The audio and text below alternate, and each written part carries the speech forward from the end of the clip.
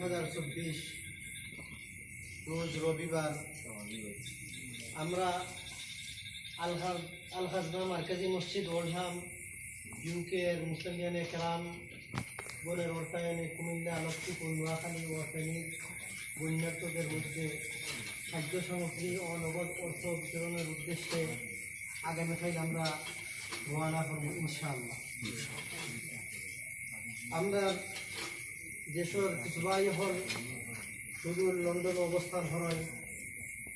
বর্তমানে এই যে আমরা দেশ কুমিল্লা নোয়াখালী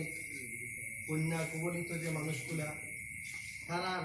দুঃখে তারাও দুঃখিত হইয়া তারা কিছু হাদিয়া তুফা দান করছেন। এগুলো হইল চাউল হইল 4 কেজি, পেঁয়াজ 1 কেজি, আলু 1 কেজি, চানার ডাল 1 কেজি, মসুরের ডাল